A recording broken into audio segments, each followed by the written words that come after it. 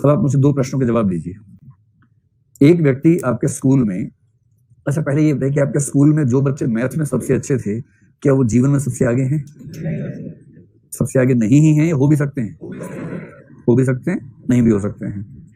और आपकी क्लास में जो बच्चे मैथ्स में सबसे फिसड्डी थे, वो क्या अनिवार्यता है जीवन में सबसे पीछे हैं, या आगे भी हो सकते हैं? आगे भी हो सकते हैं। इसलिए कुछ फर्क नहीं पड़ता है, बहुत लोड नहीं लेना है। और इसी फिनोमेना को समझने के लिए हमें आगे बढ़ना पड़ता है, क्योंकि अगर इंटेलिजेंस से ही होता, नरेंद्र मोदी के बारे में क्या राय है, इंटेलिजेंट है या नहीं? आपकी राय में क्या है? खोल के बताओ। है, ठीक है। इंटेलिजेंस के बिना तो कोई व्यक्ति वहां पहुंच नहीं सकता, सीधी सी बात है। सुपर सुपर सुपर इंटेलिजेंट आदमी है वो। लेकिन अगर उनको सीसेट के एग्जाम में बिठाया जाए आपके साथ,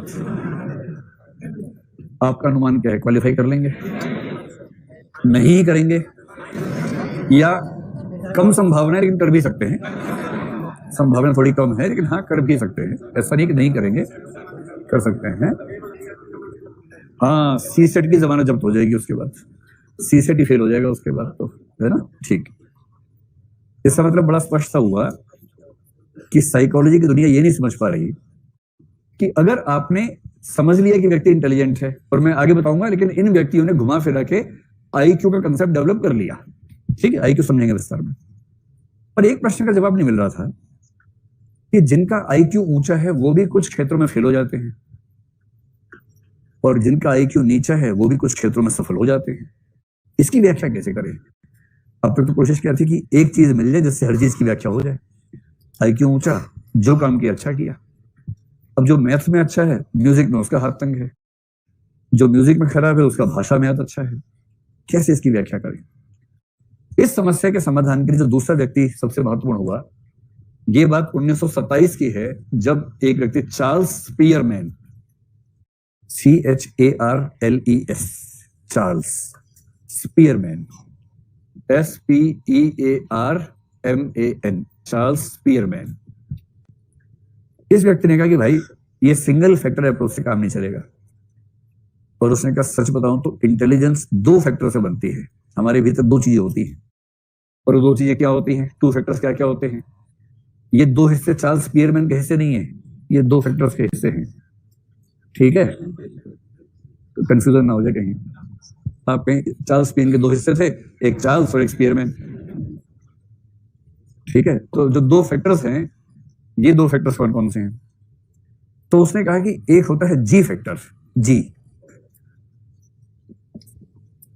और एक होता है एस फैक्टर। जी फैक्टर और एस फैक्टर। जी फैक्टर तो एक है, एस फैक्टर बहुत सारे हो सकते हैं।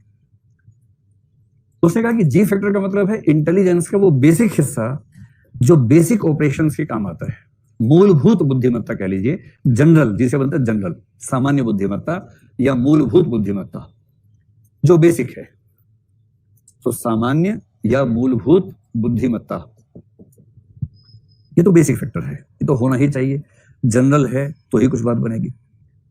फिर वो कह रहे हैं कि उसके बाद एक एस फैक्टर होता है, इसका मतलब स्पेसिफिक, विशेषीकृत। और विशेषीकृत फैक्टर जो होता है वो अलग अलग व्यक्तियों में अलग अलग हो सकता है। और क्या होता है कि जी फैक्टर कितना है, प्लस एस फैक्टर में से एक्स है या वाई है, जेड है, ए है, बी है, सी है, डी है, उसकी इंटरेक्शन से, कॉम्बिनेशन से व्यक्ति की बुद्धिमत्ता तय होती है।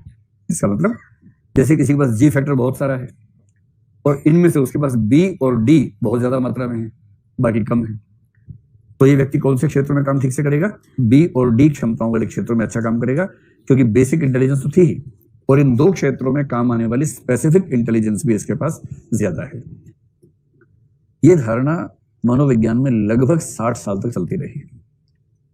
इसी बीच में भारत आजाद भी हो गया। वैसे बोला, कोई मतलब नहीं इस बात का, कहीं आप सोचे कि अच्छा इससे क्या लिंक है, ऐसे ही बोल दिया, वैसे मजाक के लिए बोल दिया। तो 1927 से 1980 के दशक तक ये धारणा चलती रही कि इंटेलिजेंस 2 चीजों से मिलकर बनी है। और तब 1987 में एक व्यक्ति आया, उसने कहा कि ना, ये सब बेकार की बातें हैं, अब आप चिंता ना करें क्योंकि मैं आ गया हूं, अब मैं सही बात आपको बताने वाला हूं। 1980 के दशक में एक व्यक्ति आया और इसी की धारणा पर मेरे ख्याल से मध्य प्रदेश BCS ने सवाल पूछा।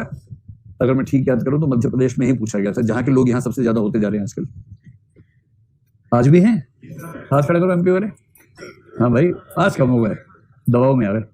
ठीक है, पीछे ज्यादा है, अच्छा।